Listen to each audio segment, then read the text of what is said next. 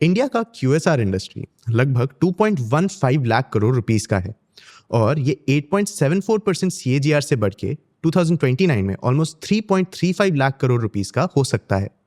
देखने में ये काफी बड़ा नंबर लगता है ना, लेकिन सरप्राइजिंगली इस सेक्टर का ग्रोथ स्लो हो गया है।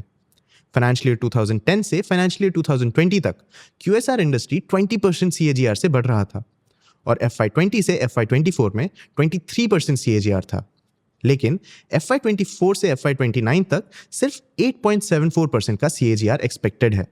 और इस स्लोडाउन का इम्पैक्ट मोस्टली सारे QSR ब्रांड्स फील कर रहे हैं। देवयानी इंटरनेशनल का रेवेन्यू ग्रोथ लास्ट 4 क्वार्टर्स में कम हुआ है। ये चार्ट देखो, Q1 FY25 में QSR ब्रांड्स ने 8 to 22% quarter on quarter revenue growth report किया था, लेकिन Q2 FY25 में ये ग्रोथ बहुत कम हो गया। Q3 में ग्रोथ बढ़ा जरूर है, लेकिन ये Q1 लेवल से अभी काफी कम है।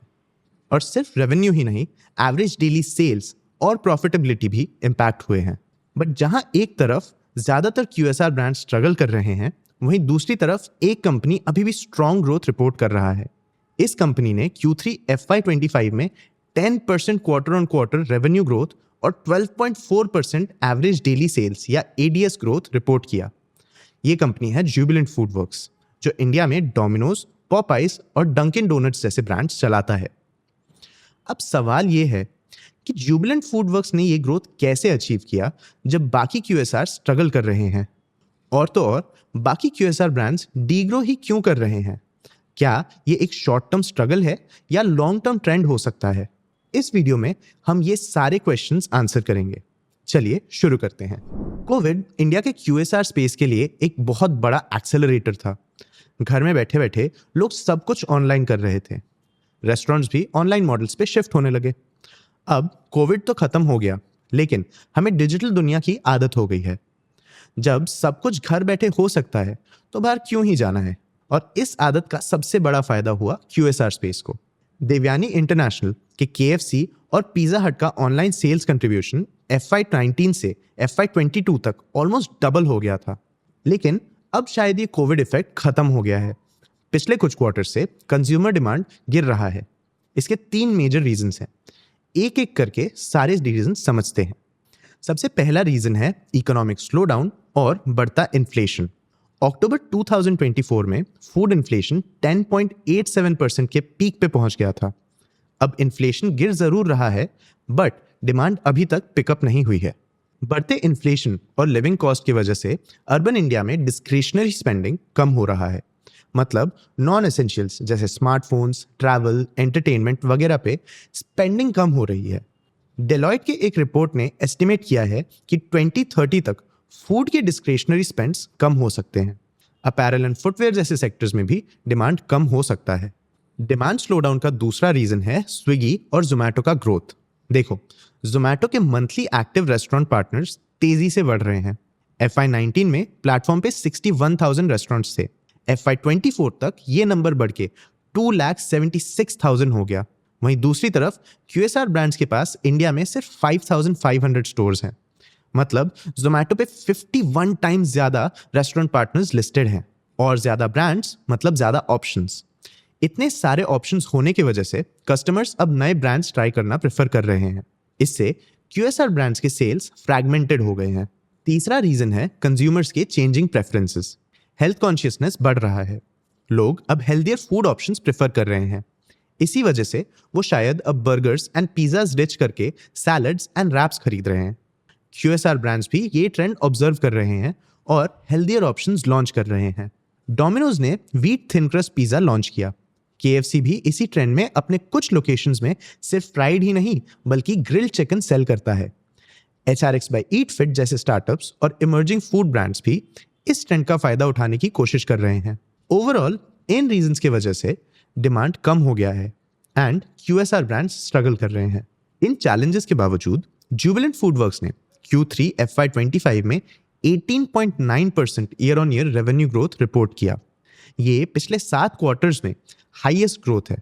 एवरेज डेली सेल्स भी ईयर ऑन ईयर 12% बढ़ा है। वहीं दूसरी तरफ KFC का एवरेज डेली सेल्स 7% गिर गया और पिज़्ज़ा हट का ADS 5% गिर गया। इस ग्रोथ के मेजरली 3 रीजंस हैं। Increasing value for money, strategic store expansion और ऑपरेशनल एक्सेलेंस। एक एक करके अब इन रीजंस को भी समझते हैं। सबसे पहले इंक्रीजिंग वैल्यू फॉर मनी पे ध्यान देते हैं। देखो, इंडियंस प्राइस सेंसिटिव हैं, हमें वैल्यू फॉर मनी चाहिए और डोमिनोज अपने कस्टमर्स को एग्जैक्टली यही ऑफर करता है। कंपनी 20 to 30 मिनट्स में डिलीवरी ऑफर करता है और वो भी फ्री में। और तो और उन्होंने चीज़ पर प्रोडक्ट ऑफर्ड भी बढ़ा दिया है, वो भी बिना प्राइसेस बढ़ाए। कस्टमर्स चाहे तो अपने रेगुलर पिज़्ज़ा में सिर्फ 75 रुपीज़ में और मीडियम पिज़्ज़ा में 99 रुपीज़ में चीज़ बर्स्ट का ऑप्शन ऐड कर सकते हैं। इस बढ़ते चीज़ लव को केटर करने के लिए डोमिनोज ने रिसेंटली चीज़ बर्स्ट के 3 नए फ्लेवर्स भी लॉन्च किए हैं, hot and fiery, creamy makhani और Korean sweet chilli. Basically Domino's Indian palate को समझ रहा है और अकॉर्डिंगली प्रोडक्ट्स भी लॉन्च कर रहा है। दूसरा रीजन है स्ट्रैटेजिक स्टोर एक्सपेंशन। पिछले क्वार्टर में जुबिलेंट फूडवर्क्स ने 67 स्टोर्स ऐड किए। अब उनके पास इंडिया में 2266 स्टोर्स हैं। FY28 तक जुबिलेंट अपना स्टोर काउंट 3000 तक लाने का प्लान कर रहा है और वो टियर 2 और 3 सिटीज को टारगेट कर रहा है। इन सिटीज में डिमांड बढ़ रहा है लेकिन कंपटीशन कम है। अब अगर हम देवयानी इंटरनेशनल से कंपेयर करें तो वो एग्रेसिवली स्टोर्स बढ़ा रहे हैं। Q3 FY 2025 में उन्होंने 101 स्टोर्स ऐड किए, लेकिन FY24 में उनका एवरेज डेली सेल्स गिर गया। पिछले 4 साल में पिज़्ज़ा हट के एवरेज डेली सेल्स में ज़्यादा चेंज नहीं हुआ है। ये 35,000 रुपीज़ के आसपास ही चल रहा है, जो डोमिनोज के ADS से काफ़ी कम है। As per Ambit Capital research, Jubilant Foods का ADS पर स्टोर मेट्रोज में लगभग 95,000 रुपीज़ है और टियर 3 सिटीज़ में लगभग 75,000 रुपीज़ है। हमने देवयानी इंटरनेशनल के स्ट्रगल्स और स्ट्रैटेजीज पे एक डिटेल्ड वीडियो भी बनाया है, लिंक डिस्क्रिप्शन में है, आप ज़रूर देखिएगा। कमिंग बैक, डोमिनोज अपने स्टोर्स को रीऑर्गेनाइज भी कर रहा है।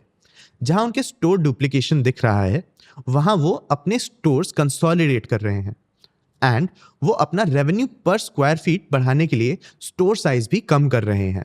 और तो और कस्टमर एक्सपीरियंस को एनहांस करने के लिए डोमिनोज स्टोर्स के इंटीरियर्स भी इंप्रूव कर रहा है और सेल्फ ऑर्डरिंग कियोस्क्स इंस्टॉल कर रहा है। टेक इंटीग्रेशन से उनके कॉस्ट थोड़े बढ़ते ज़रूर हैं, लेकिन कस्टमर्स का एक्सपीरियंस बेटर होता है और वो ऑपरेशनल एक्सीलेंस अचीव कर पाते हैं।